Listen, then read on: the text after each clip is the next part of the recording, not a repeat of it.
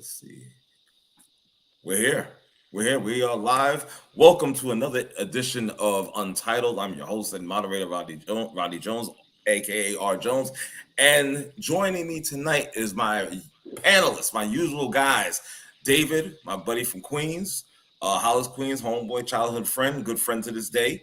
And also, by way of the Bronx, now in NC, is my man Dominic Donato. How you guys doing tonight? Good. How you doing? Good, Mr. Jones. We're chilling. Listen, this tonight. You know, we talk about sports, and we might still do it a little bit later. It all depends. But tonight is more of a personal thing, especially regarding with me and my personal stories in life or whatnot. Fears. Don't let fears and insecurities stand in your way. Bro, where do I even begin with this? Yeah. I'm a man of a certain age. I'm close to 60 now. And yeah, I'm up there. Yeah. You know what I'm saying? And there's things, man, I should be at a level of damn near greatness. Okay, because I've been put in many different positions in my life where I could have just skyrocketed to like fame and fortune. You understand? Seriously, I really have been put in situations, you know what I'm saying? And the thing that got in my way was myself, was my own fear, my own insecurities that wouldn't let me push past obstacles that I needed to, the fortitude to get past that. I didn't have that in me. Yeah. Now, I've tried to go back in my life and trace stuff, and for some reason, I just can't remember what it is. I know something traumatic happened, but I can't put my finger on it. You understand? Yeah.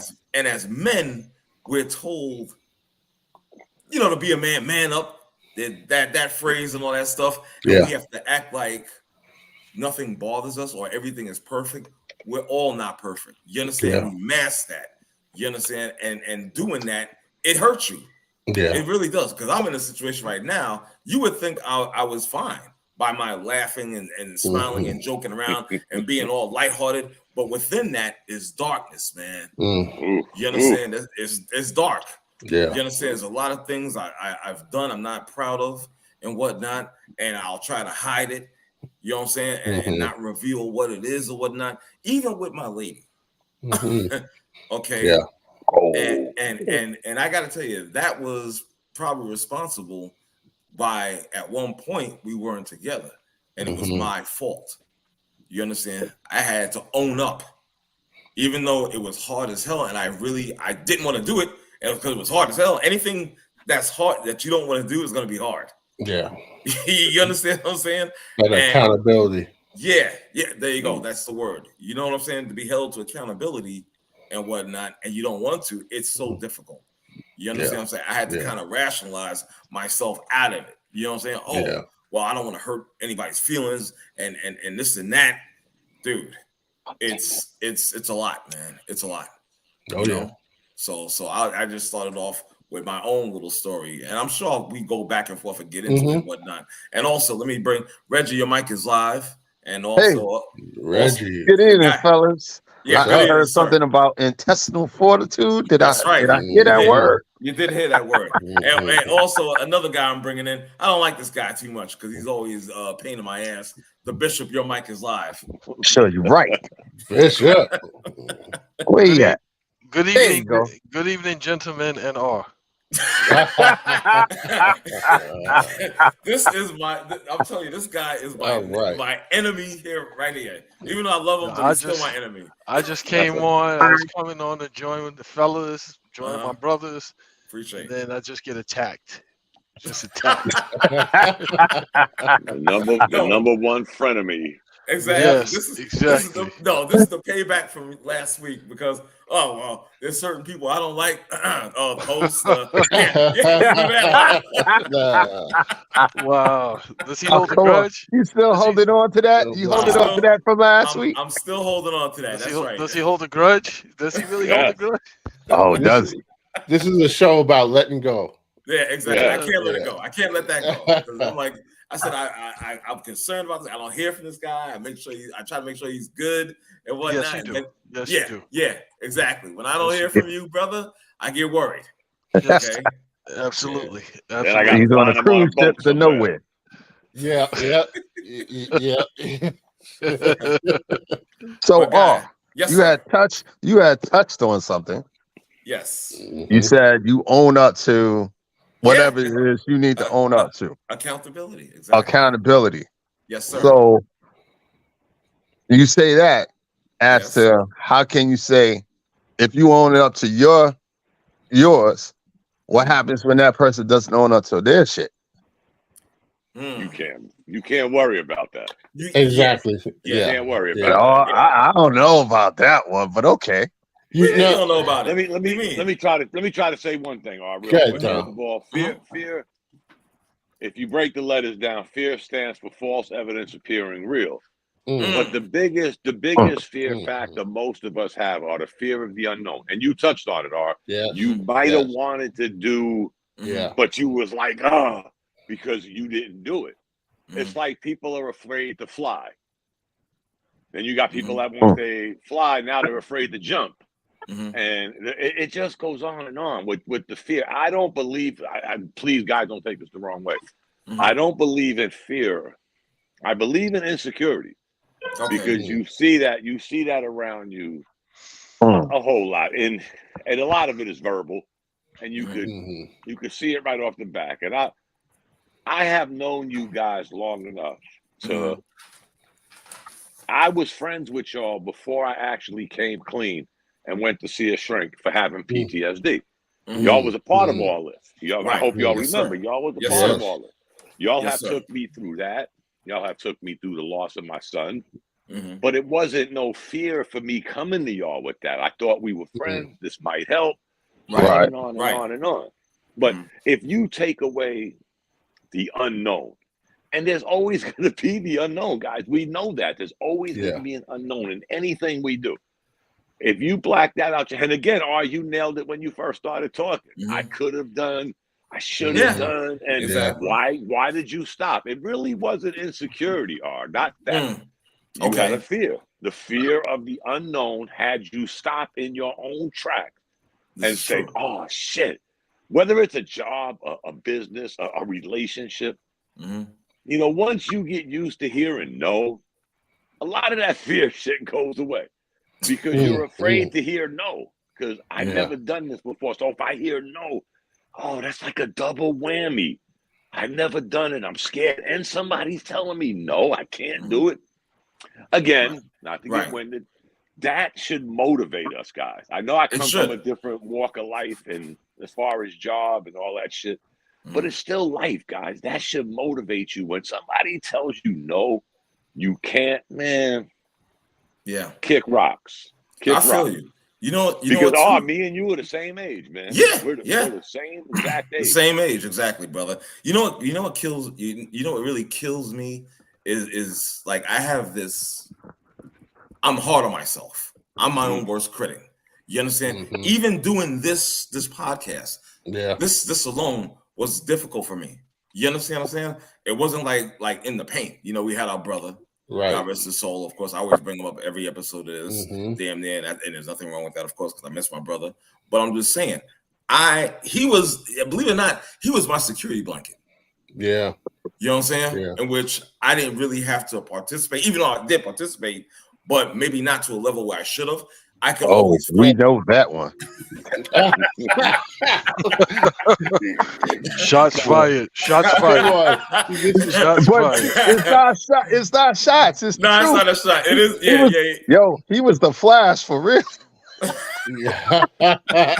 There 1 minute and exactly. That's factual, Rich. I want to thank you for pointing that Fade to Angus Black. Exactly. Exit stage left. Yeah. That was that dude. You're like, where'd he go? No, but I'm just saying, like that was my security blanket. I knew I could leave, and you guys would keep going or whatnot. You know what I'm saying? So doing this Untitled, I don't have that. I have you guys. Don't get me wrong. No, I love when you guys are I know on. what you mean, but to just like get the initial wave kind of started. You know what I'm saying? It was hard. I'm not gonna even go front because I should have been done this a long time ago, even within the paint. You understand? Even if it's a spinoff, You understand what I'm saying? But I should have got this started, and I did have the idea, but again, me being my own worst critic, Dom, as you put it, like being told no. I'm the main one saying telling no. yourself, yeah. Let me say this, Arthur. The funny thing, I look at Dave, I look at Reg, I look at Ronan. These are the guys that you have known, from what I gather, for years. Probably longer than I was in the service. You've known these guys for years. Right. I don't know if it's just me, and I know Ronan as much as I know an Adam's house cat. I know Dave because we communicated a lot, but there's a feeling of something when I hear Ronan or he types something. Right. And I told you I could go back to the COVID conversation we had with Ronan 2.5, 3 years ago. So you've had this good nest around you, which a lot of people don't have. I mean, you could take me and Bishop, the two clowns, but you look at the guys that have been in your circle. Like I always say, you talk about you and Dave grew up, played wiffle ball. Yeah, exactly. And that shit is so rare. That if y'all would have just latched on to that, which is never too late. Don't get me wrong when I say that's the key. For sure. Still can. But I just look, and I think of Reggie. I think of especially Dave because I see him all the time. Ronan, all the guys you talk about that have been with you since grasshoppers, man. Shit. I don't have that. And who believe. Yeah. I want to say that after Max I call it the celebration of Max's life that we had. Yes, R and I rode back together. I gave R a ride back to his home in Queens because we were both in Queens, and we talked a little bit about this kind of stuff at that time. R, I don't know if you remember. I believe I remember. But at that time you hadn't launched this yet, and you were talking about things that you wanted to do, and you were talking about a lot of what you're talking about tonight, the fear, the self-doubt, and I think that's very real.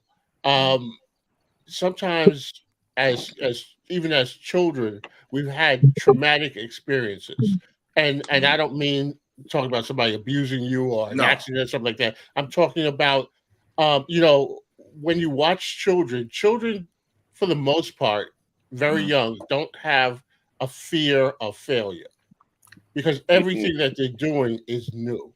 They learn how to walk for the first time. They learn how to spell their name and all these things, and they get praised for that. No one criticizes a little child for their inability to walk, like the rest of us, because we understand it's a learning thing. And so some children master certain things and their talents come out. Others, they learn the hard way what they're good at and what they're not good at. And sometimes those lessons, if you're not in a safe and loving environment, those lessons stick with you. And then when you get to be older, you find yourself afraid to take chances because you know what it feels like to be criticized harshly and ridiculed. And so that's where a lot of the fear and insecurity comes from. So you wonder why some people, I use an example, look, Kanye West. There are some things that I wish he was afraid and insecure about, but he is not that type of person. And so he will do things and try things, very adventurous. Some things hit, some things don't. But I don't see him as somebody who has a fear of someone saying, oh, that's terrible or whatever. And he's still going to make his millions. With us, we start and stop a lot of things. I know that I've done that throughout my life. And a lot of it comes from that fear of failing and falling flat and what are other people going to say? Even when people have been nothing but encouraging. So we're our own worst enemy in that. For sure. And like you are, I am very hard on myself. Yeah, So, man.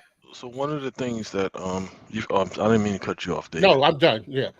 Yeah, Yes. one of the things that I mean, I didn't grow up in a pristine household environment, whatever. One of the things I always looked at is like people give you examples of what to do, what works, and what doesn't work. So you pay attention to both.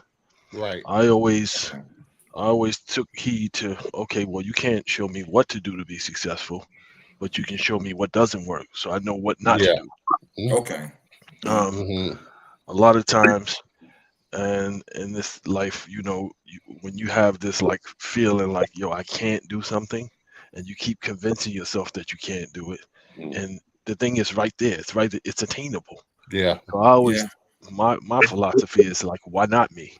Why not me? Whenever it comes to anything, why not me? Because if it's not me, somebody else has to do it. So why not me? And a lot of times, how did you develop that? Did you always have that?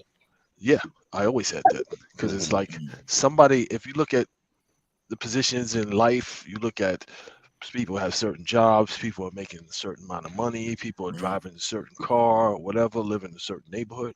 Why not me? You know what I'm saying? Somebody has to do it. Why not me? Is this person that's so great much mentality? Is this person so much better than me? Are they smarter than me? I mean, some people are born with advantages. Right. And sometimes when you say, okay, well, I want this, and you really go after it and say, why not me? It may not even be the thing that's for you, because everything is not for everybody. No, that's true. That's very true. So you may be pushing yourself and killing yourself and being like, yo, I'm not going to quit. I'm not going to quit. But that's not your thing. So then you find yourself, okay, well, I worked so hard and things just don't work out for me. But that's not the thing for you. Because in life, you have these desires, you have these wants, you have these passions, and somewhere along the line, they all intersect. They should all intersect. Now, if you find yourself where, and it's just my perspective, if you find yourself where something is so off skewed from the other two things, the passion, desire, and the want, they don't all intersect, then something's wrong with what you want. Yeah. And you gotta take a step back and reevaluate, is this what I want because I'm envious of somebody, or I think that this is because they're so comfortable in this sphere that I'm gonna be comfortable in this sphere. Because I don't know if you ever experienced saying, okay, well, I see somebody working at a certain job and they're making a certain amount of money and they, financial security or whatever, I want that. And then you get to that place and you're miserable. Miserable, yeah. Right. Absolutely miserable, because what they have to do to get there, what they have to do to stay there, you're not willing to do that. Right. So sorry, good. You don't know the sacrifices that they had to make to get to that point. You know what I mean? Yeah, so it's like I may be looking at somebody and saying, well, you know what? Dom lives in a nice house. He drives Mercedes and this and that. But Dom may be a mass murderer. You know what I'm saying? He may be. I once was.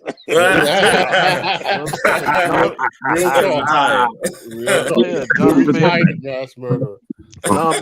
Dom may be ghost behind the scenes. You know what I'm saying? Yeah, right. So it's like I see Dom more as the equalizer. The equalizer. I'm just saying, like you can't like people sit back and they envy or they desire what other people have. It's like it's based on what your desires, passions, and your wants are, how they intersect, and you gotta look at it that. I look at it that way. I don't and if it's something that I really feel like, okay, well, this is something that's in my wheelhouse, in my box, wild horses are not going to keep me from it. I feel you. I feel that's a great mentality to have. I gotta tell you, I'm not gonna lie to you. I wish I had that mentality like that. Especially you do, I do. I thank you for that. I do. But the thing is, let me just share something real quick with you. I was telling my lady the other day. Now, you got a lady? Yes, Yeah, I did. you didn't get the Yeah, you invitation. didn't get the invitation, right? Listen, So- where's our invitation? Yeah. When it happens, I'll put an invitation out for you guys. Oh, Now, Lord. here's the What thing. you waiting Here for? we What you go. waiting Wait, for? wait. No, I'm not waiting for the. Shut up, man. Like, yo, he like 68. He's like, yo, I'm never getting married. I'm never getting They're, married. they're waiting so he can get the senior discount at the reception hall. Whatever. He's like, yo, whatever. I'm a player for God. life. Nice.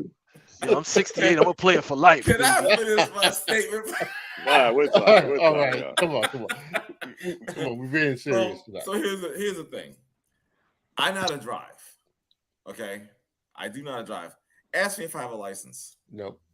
Do you have a I don't, license? Lord. No. I don't. Exactly. Right. Exactly. What? What?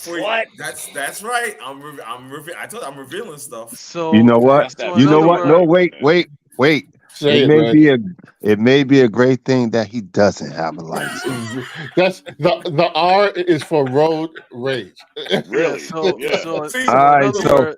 let's not judge this man for not having a No, license. I'm There's just a saying. reason. Thank you very So much. in other words, you are driving around riding dirty. Riding No, dirty. I'm not. No, I'm Yeah. not. No. Yeah. I am You not don't drive? riding dirty. So He doesn't drive. have access to a vehicle. Exactly. So therefore, I'm not Oh. driving, but I Oh. do know how to drive a car. Damn.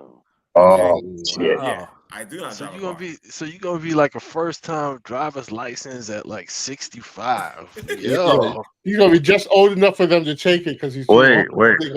Damn. Our Yeah. gonna be so old. He gonna be doing it every 2 years. You know, you got to do it more frequently. Yeah, exactly. First thing they check is your eyesight. So, Yep. so wait. Oh, here's, man. Here's the thing. Okay, and really, and the funny thing is, I had driving lessons when I was a teenager, all that stuff, Yeah. and never got the license. So That was a long time ago. that was exactly that's what. Weren't you in the military? Don't you have to drive when you're in the military? No. Like, what? No. Not everybody. No. Not everybody. No. Oh, I that's not forgot. true. You guys weren't in the real military. I'm sorry, though. Whatever. Anyway, you see, and now you see why I fire shots at this guy. So anyway, my thing is, I am I'm just actually saying, they were in the arts and crafts military. I am gonna actually get my license and whatnot. And I said this to the lady. I said, listen, once I break through that, because I actually have a fear. Should I say fear? I don't know, but I just have an anxiety. I think that's more accurate about driving and whatnot. You understand? I really do. Can I say this though? In fairness, though, in New York City, a lot of people don't have their licenses. Right. I didn't. Yeah. Right. I mean, to be honest, I got my license. I was 35, 36 years old. Okay. God bless you. Okay. I got mine at 16. You know what I found? You know what I found weird, guys? When I think my first stateside place was Texas, and there was guys in the unit. I'm a young guy at this time. These dudes were talking about, oh, I had a license since I was 16. I'm like 16. Right. Yeah. I was taking the bus to Yankee Stadium. Yeah. Right. Buses everywhere. Yeah. But again, that's how they looked at us. Like, well, you guys didn't need a car. I understand why you. Hell yeah, they you're did just one like down. you're just like my brother Art. Art had a license when he was a teenager, and then he just rode dirty the rest of his life. God rest his soul. But he never even thought of getting a license no more. So if you get a car, listen, at this age, if you get a car at this age, your insurance gonna be like cost of the car, dude. First time driver, senior driver. Get that discount, Bishop. Listen. You gonna get that senior discount. Listen, my mother had her license for about 50 years. Okay. Yeah. 50 years. My mother too. She only uses it for identification purposes only. Because you know who's an Uber driver? You. There it is. Yep. Yeah. Wow. Now my mother drove though. My mother drove when she lived. Shit. Yeah. No, my mother was forced to drive by my grandfather. Wow. That was it. You would love it down south, Tell him, Bishop, you would love it down here. You'd be forced to jump out of so many insecurities so quick. Yeah. Oh yeah. That you forget you had them. I'm you sure. would forget you had them. Yeah, because they don't have any You- the same conveniences. A month down here, he'll be carrying a concealed weapon. Yup. He'll be driving around. He'll be Oh, driving, yeah. Lexus. driving with the Wait. top down. He Driving may with not be as angry. exactly. No. Exactly. I mean, all jokes aside, guys, look at me and Bishop. Right. I mean, we're Right. not the greatest of examples, but we're two kids that grew up in the city, Right. that live in the South, but Right. still have that mentality. Still have the of- mentality. Yeah. I'm not Right. saying we walk around because I'm too old for that. I'm from New York. I'm too old for that shit. Yeah. Yeah. I Yeah. done did enough stuff in my life to validate what I did. I don't gotta walk around no more. You know, and they're like that. Bishop knows I'm from Yeah. New York. Like, who really So? gives a shit? So Yeah, You know, they but don't care. They don't I care. just appreciate, believe it or not, guys. Again, all we're the same age. Right. You would appreciate the different lifestyle, No the doubt. calmness. Yes, Yeah. the concealed weapon, Mm. all of that good stuff. But you would enjoy a different calm. And I'm not bashing New York, guys. Trust me. No. When you get to a certain age, like Bishop's probably younger than all of us, I assume. No. no. But Me and this with the Bishop, same age. how old With are the you, same Red? age. 54. What? Y'all are okay. Y'all are all Okay. we're all in our 50s. Yeah. Yeah. Okay. Yeah. So you Wow. look at Bishop as goofy as he acts and as off the chain as he is. Wait, what? Whoa. You can't imagine. Whoa. Since he was dropping dimes on me. But you can imagine Right. when he's actually in his element, he's probably a little more chill than we would think. Just my take. I could speak on my brother. I could speak on my brother because I know this man since high school. Okay. Okay. All right. He's never out of his element. Mm. He's never, as long as I've known him, the same way he is was the same way he was back in high school. Wow. Damn. A lot more mature. Mhm. I'll say that, a lot more mature, but he was always even keeled. There was nothing. Okay. Nothing he's doing Okay. now is something Right. he was not doing in high school. I Wow. promise you that. That's good. That's good. That's my Okay. buddy. Look at him. Yeah. I'm going to Charlotte Look, tomorrow. to have a he's cup of like, coffee. he's like, really? Mhm. And, No, you know what? I've always been this way. Actually, Always. I mean, it's always been this way. I try not to.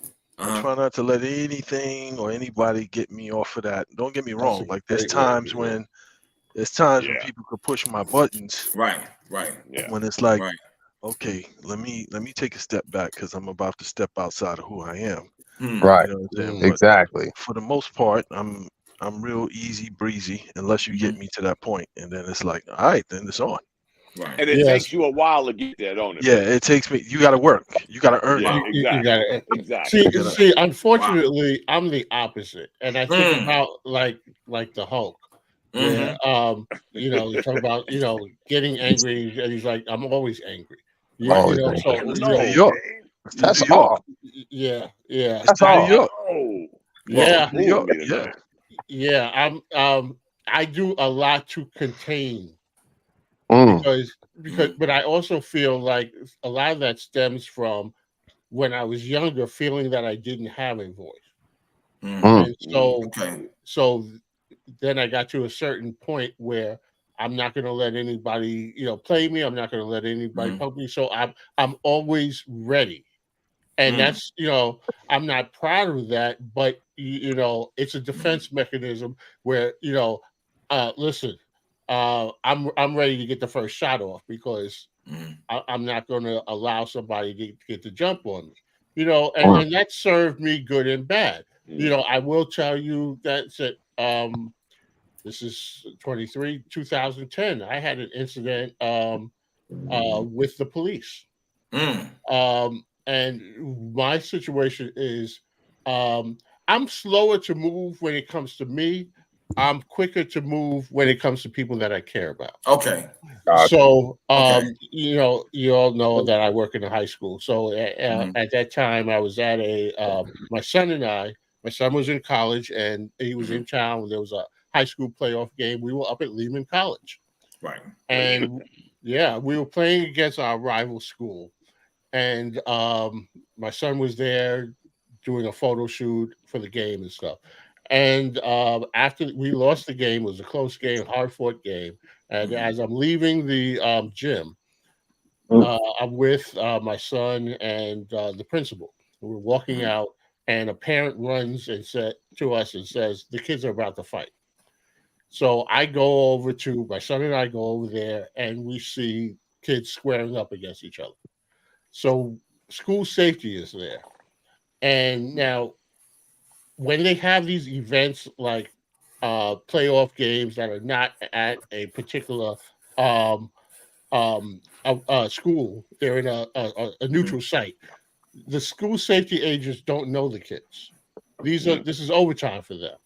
So they were unfamiliar to kids on either side, and they came in hot and very aggressive, and just started pushing people, and wound up pushing me, pushing my son, and I actually literally had to. There's one young agent that was taking off his jacket, ready to fight this kid, and I had to like put my hand in his chest and like, "You're not going to do this." And so we settled everything down, and as we're walking out of the parking to out of the gym to where the parking area was.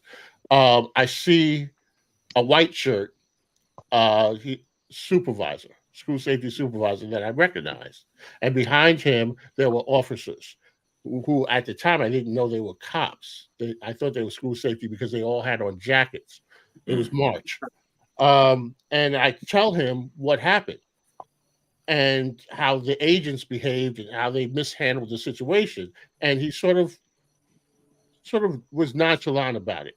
He didn't take it as seriously as I thought he should have. And I got angry, and so I got elevated. Next thing I know, this one cop reaches over and punches me in the jaw. Whoa. Damn. And it was like 6 of them, and he just reaches over and punches me. So I look, at this age, this is 2010, so we're talking about, was it 13 years ago? So I was in my 40s, right? And I was like 45 years old, and I haven't been hit since I was a kid, right? So he punches me, and I looked at him because he kind of like caught me from the side angle, and I looked at him and I said, I was like, "Did you just hit me?" And he points to me and said, "You're damn right I hit you." And so in my thinking, because again, I'm thinking these are school safety. I didn't know these cops. In my mind, it's like, okay, well, it's my turn. And so I go to square up, and then I get like pushed around, and then so then I catch myself, and I walk away. I put my hands up, and I said, "I'm not resisting. I'm not fighting back. I'm walking away." I get tackled by 6 cops into the ground and knees in the back. They're trying to tell me to get my hands behind my back, but I can't because I've got 6 guys on me and I can't move my arms. I feel myself losing air. And this is before Eric Garner. And I'm yelling out, "I can't breathe." And I don't know what's happening around me. I just know that I'm thinking that at this moment, I'm thinking that I'm going to die. Right. They finally get my hands behind my back, cuff me, and then as I'm being led to this police car, that's when I realized these were cops. I get thrown in the police car. I'm hyperventilating at this point because I'm claustrophobic as it is. So now I've had this situation where I'm trying to get my air, and the windows are up. I'm begging them, please just open the window. They crack it a little bit. Take me to the 52nd precinct.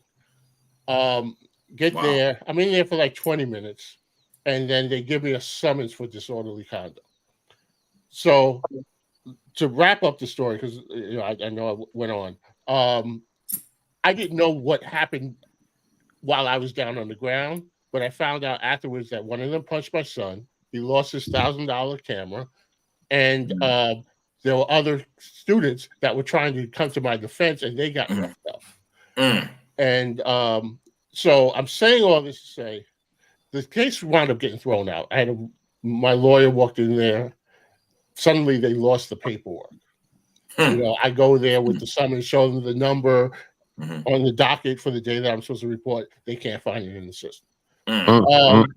And they actually did. They had a rally for me at the 52nd precinct. I didn't go because I needed to stay away from it. But a lot of my mother is well connected. So the first thing that I did when I got home, I called her and said, I want you to hear it from me before you hear it from anybody else. And all I said is, I'm very angry. And phone calls went over, and it was actually broadcast on ABC. And all this stuff. So I'm saying all this to say that when I looked back on the situation, I could have handled that so much differently. And I allowed myself to get overly emotional because I saw injustice being done to the students. And I jumped in because I feel very protective of my students. But to the detriment where my son could have been severely injured or worse. I could have lost my life off of this. And so it caused me to reflect on it. Yeah, I know why I did it, but should I have done it? And could I have? So what I learned, and I'm going to stop, what I learned is there's always a point where you can turn around until you cross this line. And then when you cross the line, then there's no turning back. So with so many times when people get angry, there's always that point where you could have just said, you know what, I'm going to walk away from this. I'm going to let it go. But sometimes in the moment of our anger and whatever we're feeling, we cross that line. And when you go back, you can always identify where that line was. And I know where the line was for me. And so it caused me to, look at my life and my actions a lot different. Oh, I'm sure. In that case, Dave, again, I always got to preference shit because of what I did for a living. Yeah. And I learned how to separate that from, this. Yeah. Yeah. But in that case, Dave, I wouldn't have been able to do that. I'm just being honest. I wouldn't have been able, because that's, again, those are defense mechanisms. Yeah. I would have looked at those kids, like hypothetically, if those kids would have been soldiers. Yeah. And I see what's going on. My instinct, my training tells me this is what I got to do. Now, I can't turn that shit off no more. I just can't say, okay, boom, no. Yeah. That's I agree. Not gonna, and I could live with that decision because I've been doing this for, let's say, 20 years at that time, maybe. Yeah. My instinct would have been, that's R, that's Dave. No, this shit ain't happening. No, this is not going to happen. I'm going down. Yeah. Somebody's going down. And Dom, I'm not saying to say that it's an easy thing for me to do. Right. There are times that I really, and there are times that I have caught myself, thankfully. But my first move is to jump into a situation because I am naturally protective, especially of people that I care about. But I also realized that in that moment, I could have gotten somebody else seriously hurt. Yeah. But your instinct told you. My instinct told me. And that's, guys, I'll tell you this story real quick and I'm going to stop. When I was, the worst place you could ever be is Germany. Because it's only us. It's us against them, period. Not, I don't mean like World War I or type shit. No. But it's us against them. We only have a handful of us that look like us, whether it's black, white. We all speak English. Right. They don't. So again, it's us against them. I could remember, guys, we had this code that somebody would come through the barracks and whistle 3 times. That meant somebody was at some club outside the gate in trouble. You talk about and you're talking, once we walk out that gate, guys, we no longer fall under the U.S. Army. We fall under Polar's Eye, German laws, but we didn't give a shit because that was our dude. Right. And when you got arrested by Polar's Eye, one, you prayed that they didn't whoop your ass. Yeah. Because they believed in police violence. They would hit you with that stick. They had this stick that they would swing once and it would hit you like 8 times. And they didn't give a shit. There wasn't none of this. You going to the media and complaining about the cops. Nah. No, you knew it is how what they it was. is. It is what it is. So again, and to Dave's case, Dave, I've been there too many times, man, and we didn't give a rat's ass what was going to happen to us the next day, because we knew that they was going to have to let us go. We knew that even if they whooped our ass, they was going to turn us back over to the U.S. Army. And then when we got to talk to people in our chain of command, they was like, "Oh, that shit again." And we woke up the next day, went to work, and if the shit happened again that night, guess what we were doing? Right back out there. Same thing. And I remember, guys, at this time, I'm 19, 20 years old. Shit, I ain't have no family. You were about it. You were ready. Fucking shit. And that's what led me to go down a different path. Don said, "I'm going to show you." Don was waiting for the whistle.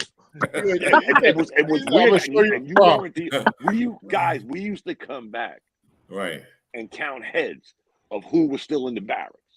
If your ass was still in the barracks, How did he say, "Lucy, you got some splaining"? Exactly. You already know what to do. I was sleeping hard. I was sleeping hard. I was tired. I was tired. I thought I was dreaming. Okay. Oh my God. Because after the whistle blew, guys, they went around banging on doors. So you heard. If your ass ain't opened that door and you were in there, hell. All hell is correct. Exactly. So I feel you, Dave, and believe me, it would have been me. I'd have got my ass whooped by 6 cops. I feel the same way. I would probably woke up the next morning, brush myself off, and be ready to do that dumb shit again if it happens. Exactly. Because I can't stand. Long before all this police shit, and I always got a preference, my walk of life, where it was always us against them, whether it was in Germany, Iraq. It's always us against them. So we had that fucking mentality, guys. Nah, man, somebody step on ours boots that can't speak English. It's on. It's on because that defense mechanism tells us that motherfucker ain't do that shit by accident. He saw ours boot. So again, that it just triggers. It just triggers. That's all. You know what I'm saying? For real. We did more fighting outside of combat than we probably did in combat. Probably. We fought each other, guys. Well, of course you did. If you was a tanker and I was infantry, or you was Green Beret and I was a Ranger. Oh, that shit was like oil and vinegar, man. Fuck you, no, fuck you. Next thing you know, if y'all ever watch the movie Black Hawk Down, I'm pretty sure y'all have. That's what happens when you have those different groups. I mean, we're gonna ball out together when the shit happens, of course. Let somebody else come around each other. It's like that dick measuring contest shit. So they teaching you Rangers to make cupcakes. What the fuck? No, I don't think so. I'm just saying. Like it was that combat. The right. You were around them. It was like testosterone. This motherfucker's not airborne. He's not airborne. Right. Because there became a time, guys, where you could do some of this shit, not be airborne, not be. So we would look. I told y'all earlier on years ago about the tabs, how people would look at you with all So here we go again. We would play these. I hate to say the word dick measuring, but that's what. I know. What we all have these measuring contests. Oh, wait a minute. R only has, oh man, fuck him. He's a clown. You know? These are our guys, man. Exactly. Look at this clown. But at the end of the day, we would have did the Dave routine. You know, imagine 6 or 7 of us in that position Dave was in. Man. I don't know if it would have ended. I don't know. Might not have been pretty. Might not have been pretty. No, I don't think it would have ended. I don't think so either. A lot of times when you get, I find when you get yourself in, or when you find yourself in those situations, if you just take a step back, a lot of times, like let's say, like you get pulled over, over. and like an innocent traffic stop could turn into something else because as we see. the Yeah, state we've trooper seen examples, is agitating or Mhm. saying stuff to be, disrespectful or whatever. Yeah. I always think I don't think myself better than anybody, but it's like, yeah, you got to be pretty damn good to round me up to the point where I'm ready to react to something that you said. Because if it's Right. something that you said, that would mean that I value what you're Yeah. saying, or Right. value You your know, position Yeah. in my life to take that on. And Yeah. I don't take things like I don't know you, so I can't take what you say personal because you don't know me.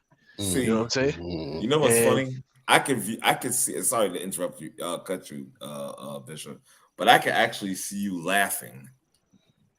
yeah, Ooh. I smile Yeah, you're because smile. Yeah. I can smile. actually, I can Yeah. envision I him smile because like it's like smiling, like yeah. it's Yeah. like, dude, you like a uniform and $2 an hour away from asking me if I want fries Right. Right.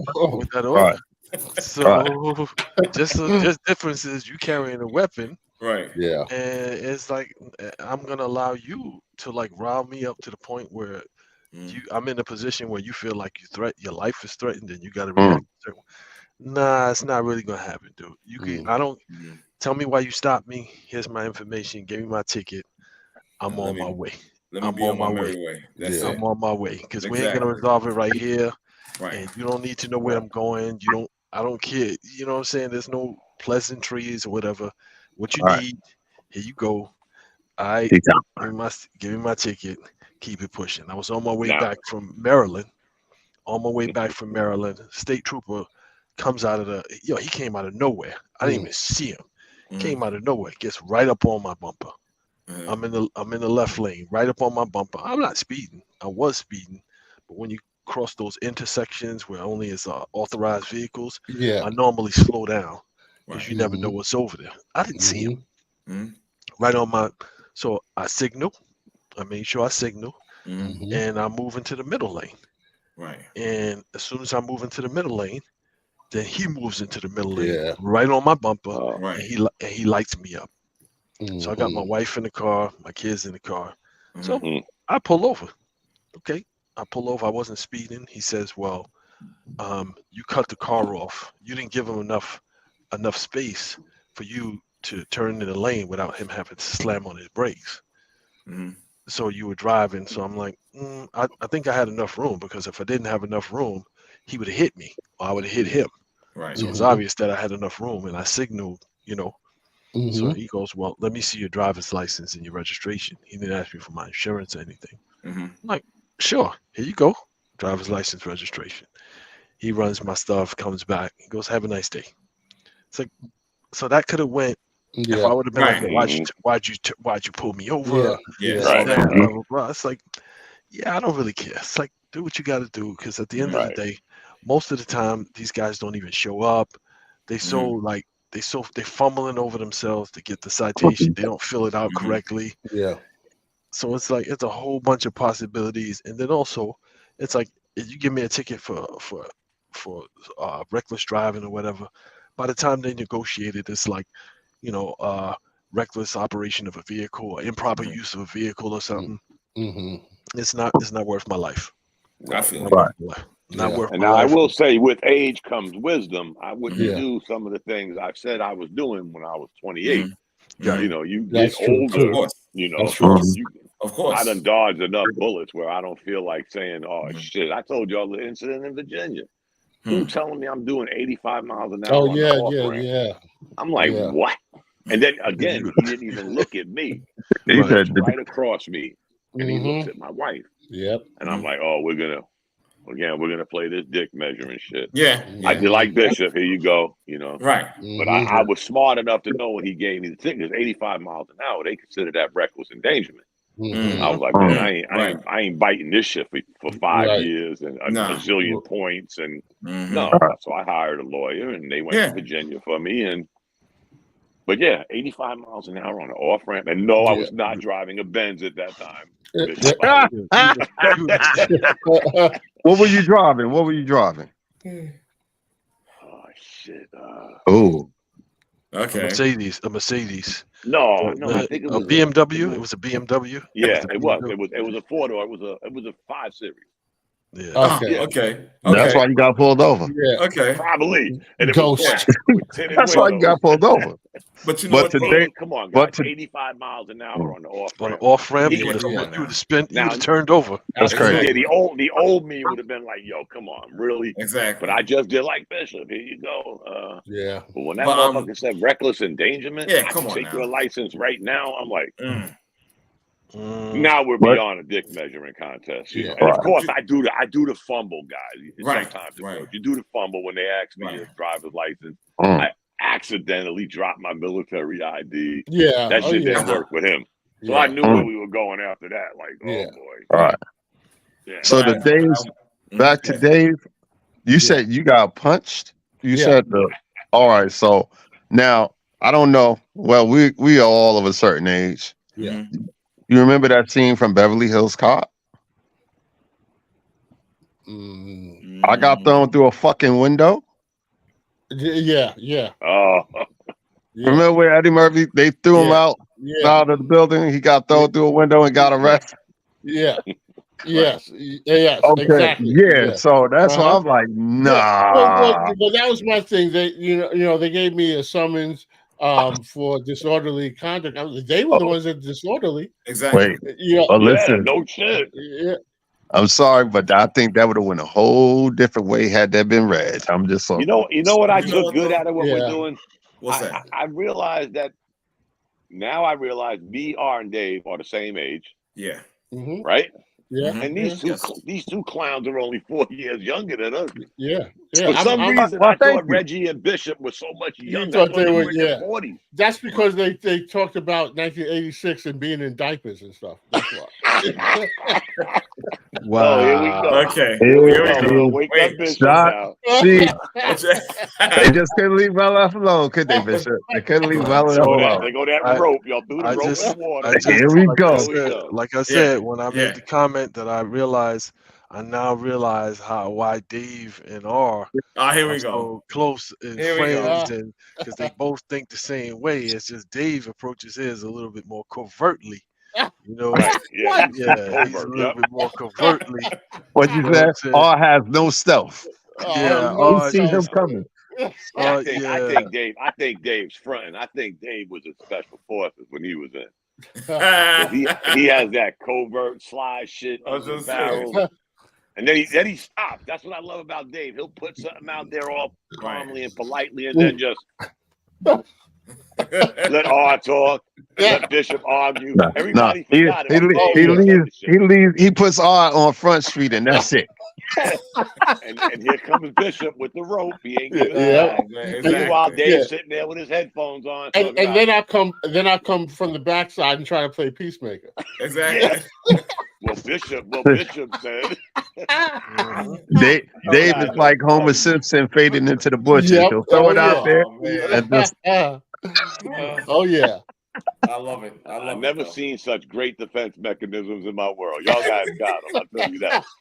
Y'all guys got the ultimate defense mechanism. I'll just say this, that Cowboys comparison still lives. I don't give a shit.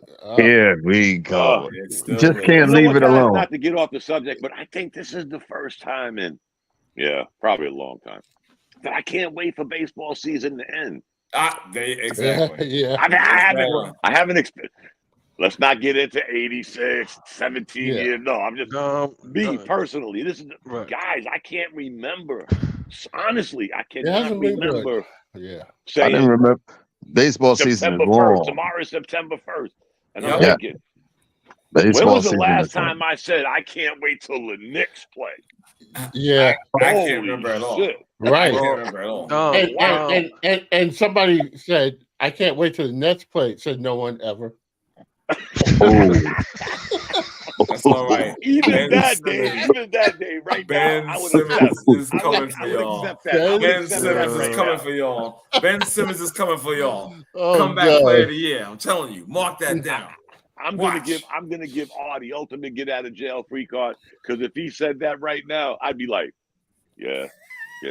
I don't care if the Nets. I don't care if the Nets were playing the Saudi Arabia allies. I don't want to see the Mets and the Yankees no more. I'm yeah, sorry. yeah. I just Bring can't on watch this bring on the Sippy Cup tournament. Yeah, bring on the Sippy Cup program.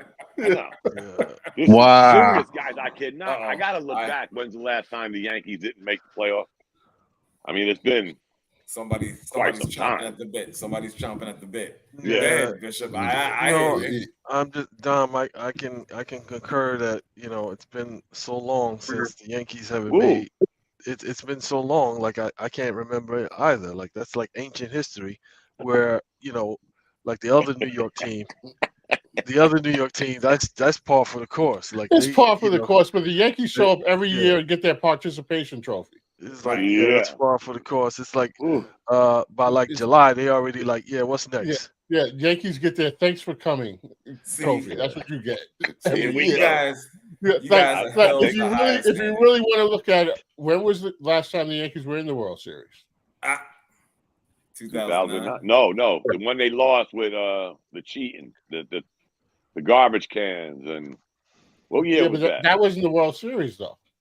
No, that's right. That wasn't. It was 2009 was the last time the Yankees were in the World 2009. Series. Yeah. When was the last time the Mets were in the World Series? It's amazing. 2001, I believe. No, 2015. 2015 is a lot closer. Did the Yankees Who did they lose to? The Marlins after Kansas 2009? They lost to Kansas City. But did the Yankees lose to the Marlins after 2009? No. Or was that before 2009? That was 2003 or what was it? I just looked that up the other day. I forget what it is. 2009 was their last. Since we're talking about time and distance, I'm just throwing that out there. Yeah. Okay. It's amazing. Yeah, but I can't remember, guys. I cannot remember saying I can't wait till the Knicks play. It's amazing how we forget what we want to forget. Yeah, we make these analogies. Well, the mind is a powerful tool.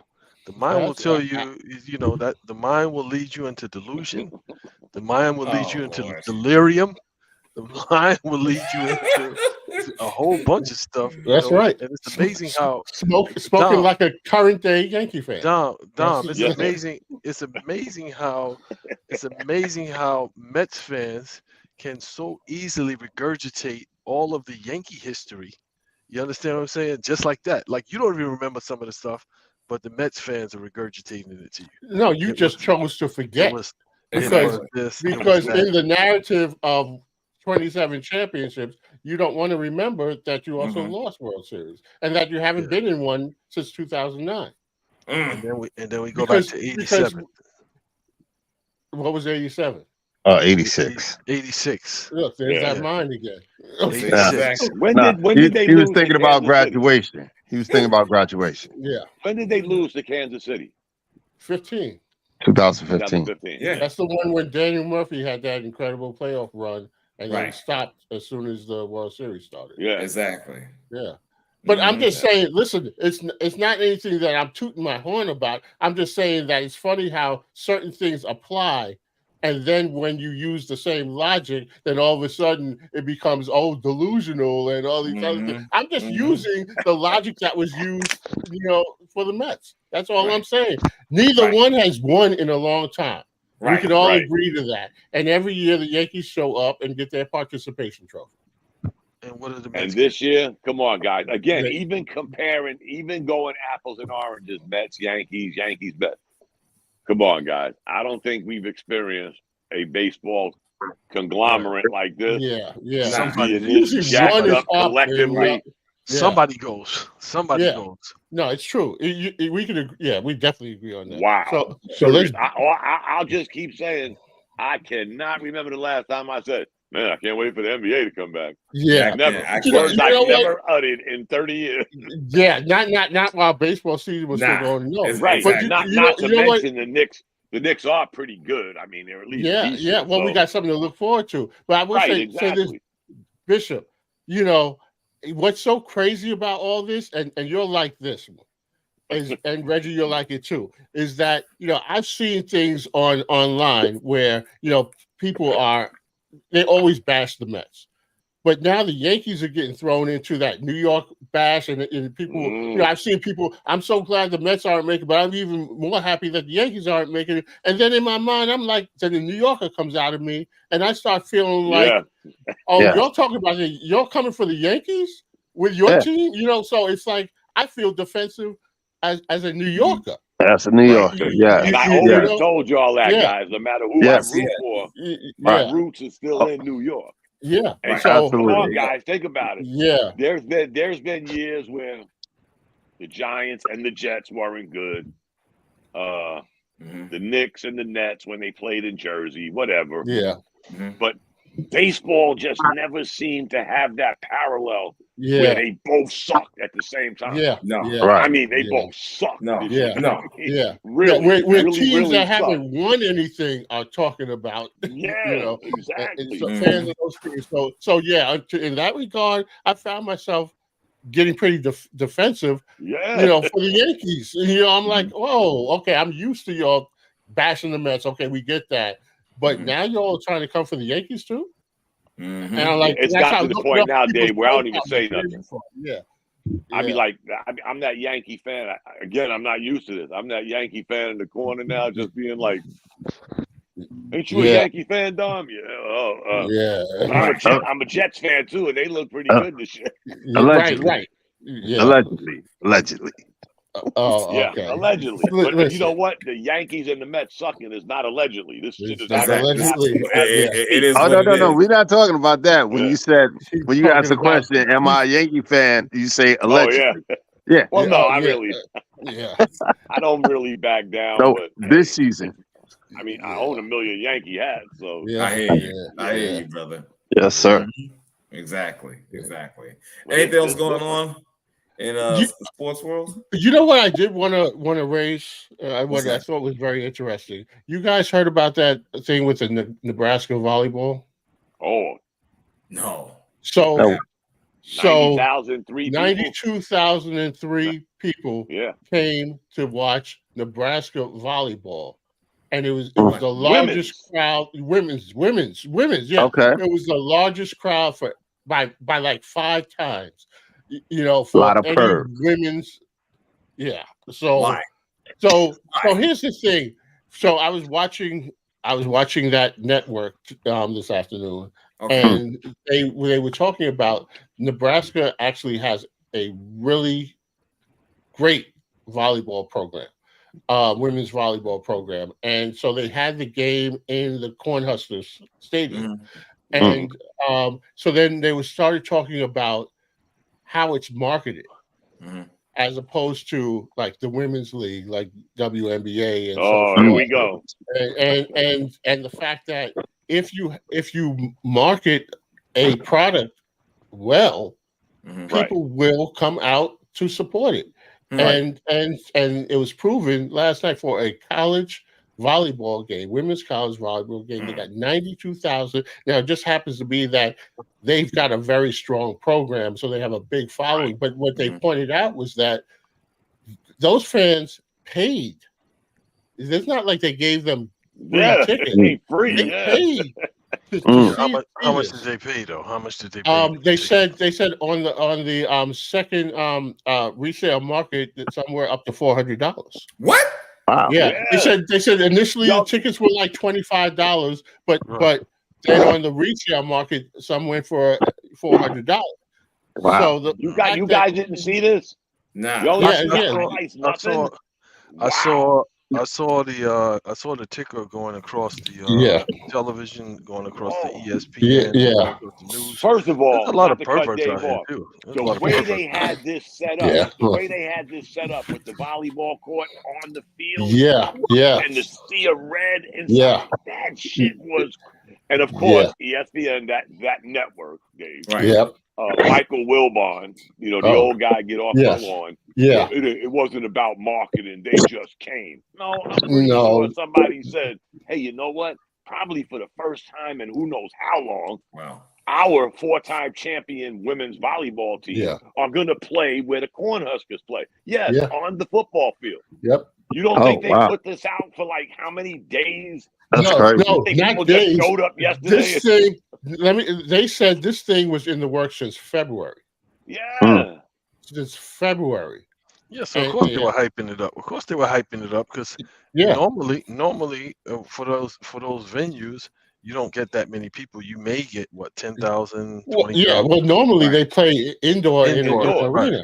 Right. And they're packing 16,000 when they play indoors, Dave. Yeah. No, this is a legit. This is a serious program. So they were saying that if anybody was going to pull it off, Nebraska would have been the one to do it.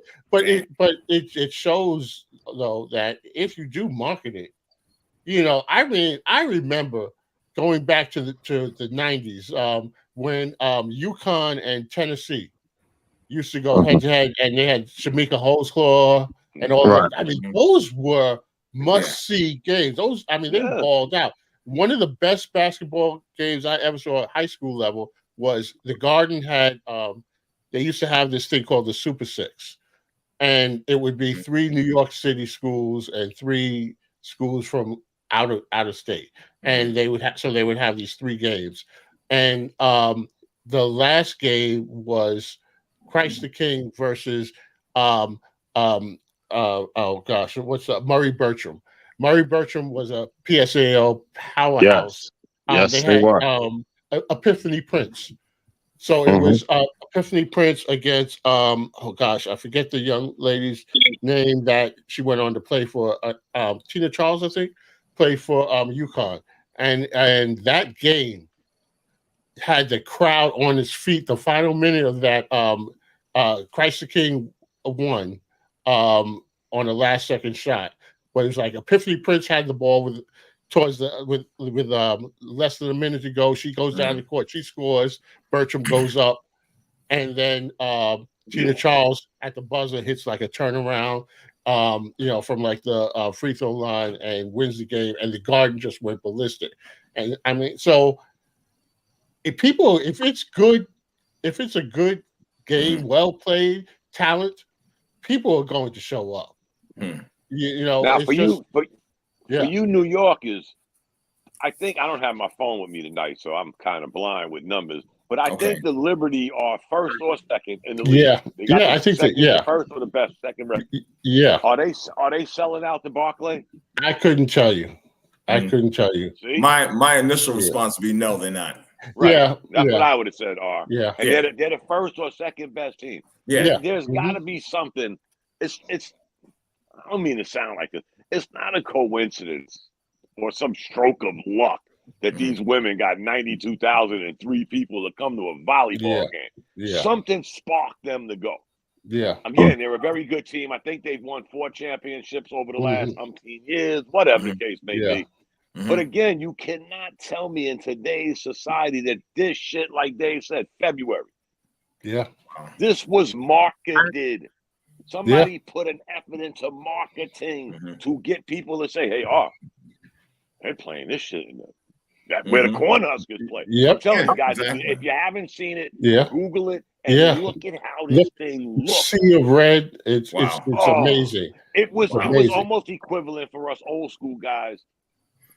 The Houston Cougars. Oh yeah. Against I think it was UCLA. Yeah. And they played in that football baseball. They played in the Astrodome. Yeah, they played in the Astrodome. Yep. But even that didn't get that many people. No. Not 90,000 people. Yeah. That's crazy. Come on. There's something wrong with the WNBA, guys. I don't mean to we already know that. We already know that. This up a couple of weeks ago. For sure. Yeah. Again, a volleyball team, guys. I don't give a damn if they won the last 6 championships. A volleyball team got 92,000 people. Yeah. And the WNBA can't get out their way after 27 years. Exactly. No, I'm sorry. That shit got to go, man. No shade, ladies. Please don't call me no names. I said before, guys, if you was an owner of any business, you ain't going 27 years in the red. Nah. You're not going to have the business. Period. Yeah, exactly. You wouldn't even have that opportunity. Exactly. Wow. Yeah. And we'll see this year because there's supposedly this Liberty and the team in Vegas. They're Oh yeah, the headed for- Aces. Yeah. Mhm, the Aces, yeah, the right. Aces. They're Yeah. headed for this showdown and the The, championship. but the last time WNBA in its early years, you remember Houston Comets, I think Yes. it was, and they played the Liberty in championship. I mean, that was they really, you know, a lot of people followed it. Who was the girl? Was it Cheryl? I think it was Cheryl. Cheryl Swoops. Yeah. And Tina Thompson. Tina Thompson. That's what I was Yeah. trying to think of. Tina Thompson. And then we had the woman Rebecca Lobo. yeah, but not her. that was later on. Yeah, that was a little. No, so is Rebecca Lobo. Did she play? She started there. I think she was after hurt. Cheryl. Yeah, Houston, yeah. wasn't she? No, I think she was before. No, she was there. She was there. Okay. Yeah, All right. yeah. But we had the Witherspoon. Yes. Yes. Okay. Yeah. And I remember they played that 3-game series and Liberty lost the first one, and the second one I think Teresa Witherspoon. I think she hit that like almost a half court shot, and they won game 2, but then they lost game 3. But I mean that was like we were watching this and we viewed it as legit league. And then something happened. Yeah, I'll tell you what. I always thought, what's his name? Don't go. I always thought, what's his name? That's what I ain't gonna say. What made me, but I always thought Holslaw, Shamika Holslaw, was probably at that time the womanish. Yeah. I know. I know the WNBA. Yeah. She was cute. Yeah. She was like she was like a girl. She was like a girl playing ball. You know, she didn't have the. Right. And I think you know what? I think maybe that's I don't want to say if that's part of the problem, but you know, for the male fan, and you guys and who was that? I think it was Bishop that was talking about Purse at the volleyball game, because you know they could do something different with those uniforms, but but you know, I think men don't fix it. I think for men, you know, when we see women athletes, we still want to see women. Right. You know, and you remember the stories, Dave, that some of these, forgive me for saying this, alphabet group was putting out that they was semi getting bullied because they weren't a member of the alphabet group. And that was like, you know, damn, you know, imagine, especially in this world, imagine, you black guys can't play on my team. Imagine that shit happening. Right. But this went under the radar. Well, let me tell you, did that deter some straight women from wanting to play? I don't know if it did, and I don't know if it deterred a lot of the male viewership. That too. I went to a Liberty game early on, and I swear I saw like every female gym teacher in New York City there. I mean, it just that's the way it looked to me. So,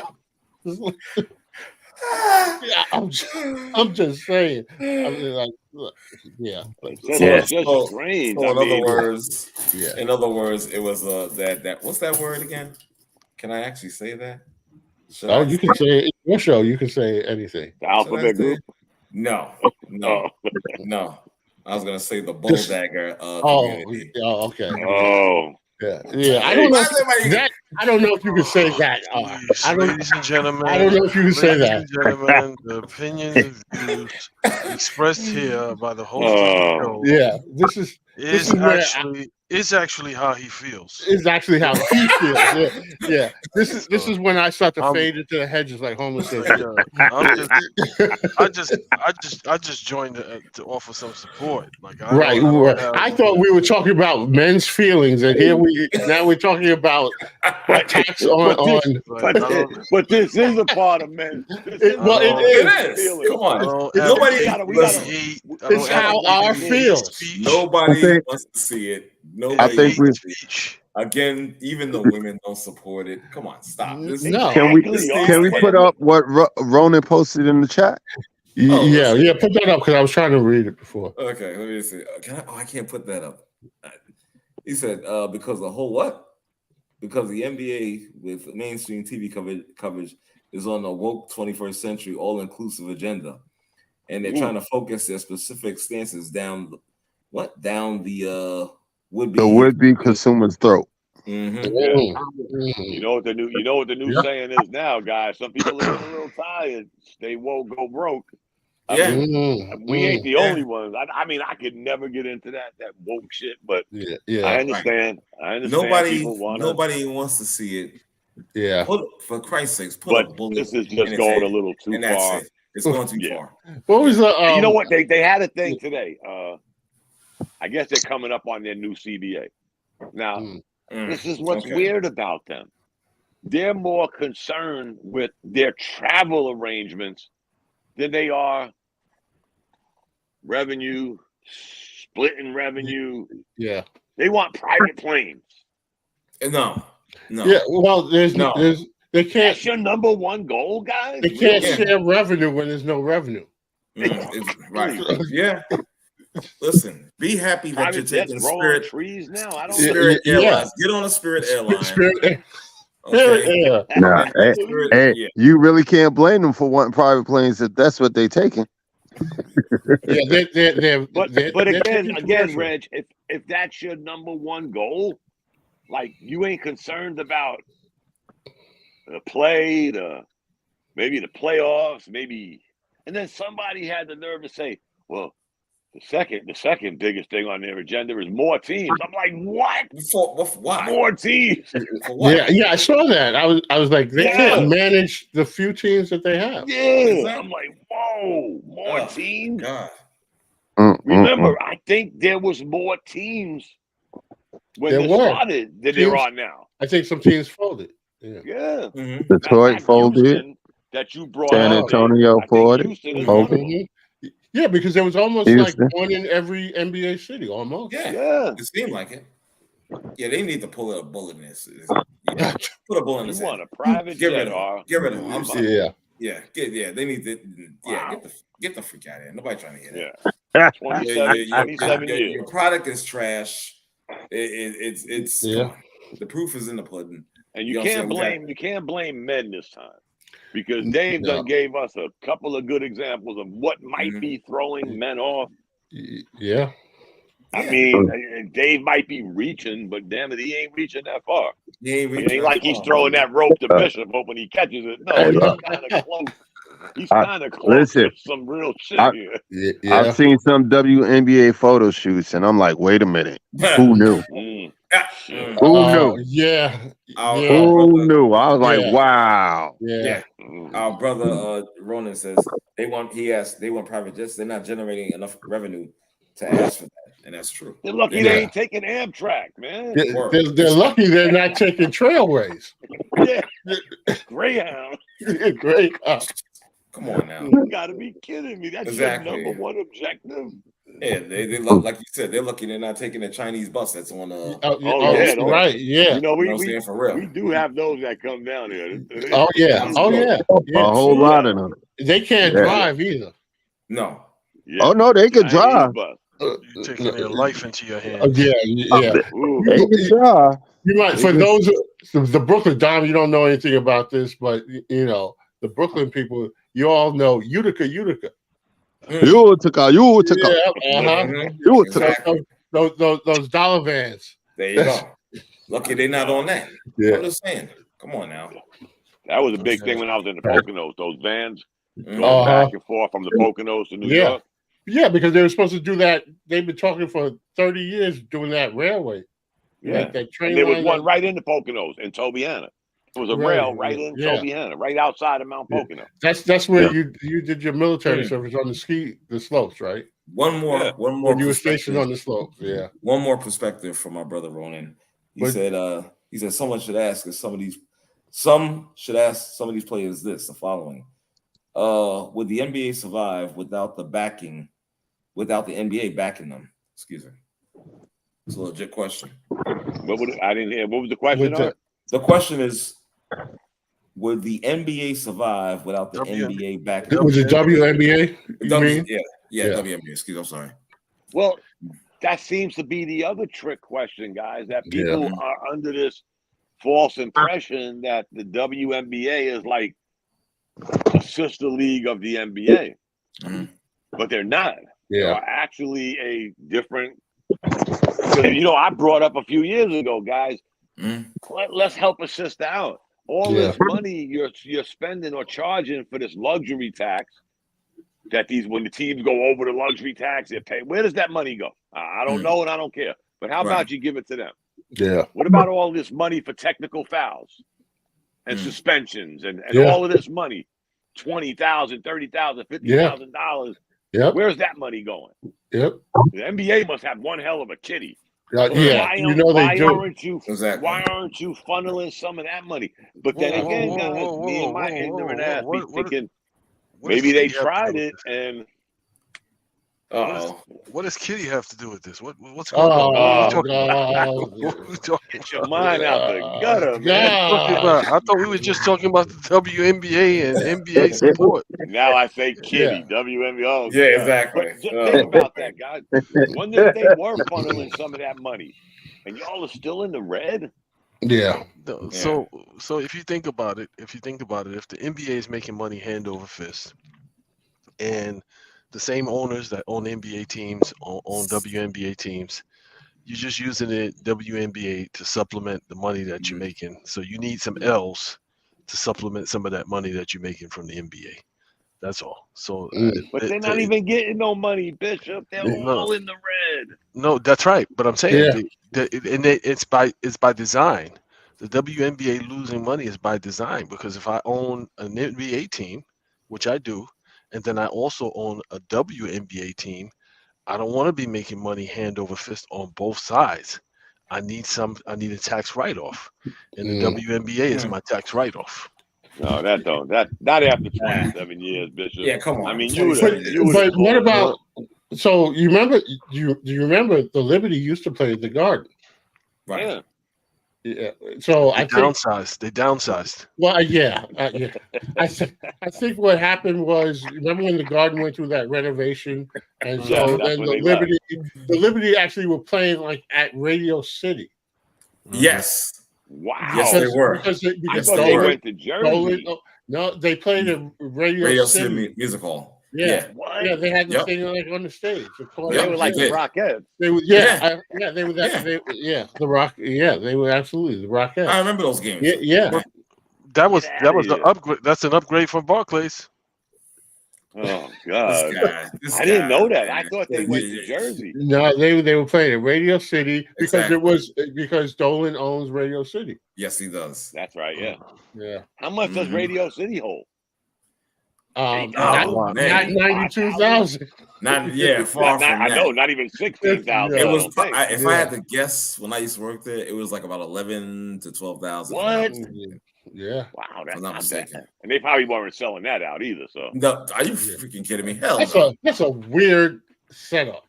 Yeah, it was kidding. Yeah, it Radio City. Yeah, it looked weird on TV. Yeah, they put them in one of those Broadway shows and made it like a stage show. Right. They could have at least put it. It would have looked a little better because they would have been. They could have put it in circle in the round. People look pretty good without 10,000. But it looked weird. It was a very weird setup. It was a very weird setup, and that was maybe 1 to 2 years. And then when they finished they completed the Garden project, they didn't invite them back.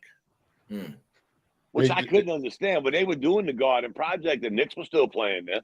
Yeah, because they were doing it in series. They did phase 1, phase 2, so every off season for like 3 years. Oh, every Knick off season. Which coincided with the Liberty play. In Radio City, exactly. Yeah, but when they finished it, they didn't say, come on back. So they went to Barclays. We're burning too much on the electric bill. Y'all ain't burning enough in to cover the electric bill. Product is trash. Product is trash. Go. Yeah. But we'll find out this year, guys, because there's a lot of. I guess they always do it. I just ain't paying attention until this year. There's a lot of hype around. There is Aces versus the Liberty. Yeah, if they make it to the championship. Let them play at Rucker Park. That's it. Oh wow, that would probably draw a better crowd. Well, that definitely would. That definitely was. Exactly. Not 92,000. Yeah, but they they definitely draw. Rutgers Falls, Sure. they'll be up in the trees and on the rooftops and all that stuff. Yeah. Exactly, gentlemen. Oh man. All right. Well, this was a good night. This was a very good night. Did we help you with your feelings? Well, it wasn't about just me. I was hoping you guys. And you did. I'm messing with you. We kid because we care. That's exactly right. When we stop kidding you, then that means we don't care anymore. And so you keep kidding me. I appreciate that, of course. That's the way we do. Even Bishop. Yeah, I was gonna say, but Bishop, whatever. Bishop's gonna run with that one. Yeah, exactly. Go ahead and say it. Go ahead and say something. Go ahead. I hear it. I'm refraining. What? Yeah. Oh my God. I'm refraining because I don't want this to be held against me in the next episode. So, right. Stewing on this until next week. just waiting. Yeah, exactly. Before I break out, let me just say this real quick. I want you guys. First of all, I thank you guys for your participation. Of course, I'm throwing out a challenge. I need for you guys. I would like for you guys to share. Yeah. Okay. You got it. I appreciate that. And people watching or listening, listen. If you like the content, hit the thumbs up. Appreciate that. Make a comment. What you like about the show, what you don't like about the show, what you want to hear us discuss. Do it. Be involved. You know what I'm saying? If you want to be on the panel, send an email, to the untitled777@gmail.com. We're here. So with that being said, before you go, I'll throw out another challenge. We can have a fan, that can identify Bishop in a lineup.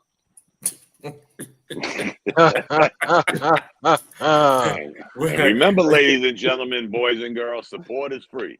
Support is free. Exactly. You got to pay a penny to. Yeah. There you go. That's right. Save your money and go see the WNBA. Whatever. A whole nickel. Anyway, with that being said, watch some of the games. They're actually pretty competitive when the Liberty play the Ace. Yeah, they are. That's the game of the year all the time when they play. Okay. And the Liberty have been spanking the Aces this season. They got a good squad this year. Well, I'm sorry, I could care less, but I thank you for that commentary. They're gonna bring a champion to the Barclays Center. And with that being said, I'm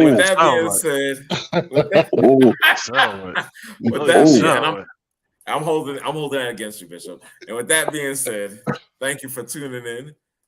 You guys have a blessed evening. Love you guys as always. Same. All right, fellas. All right, fellas. All right.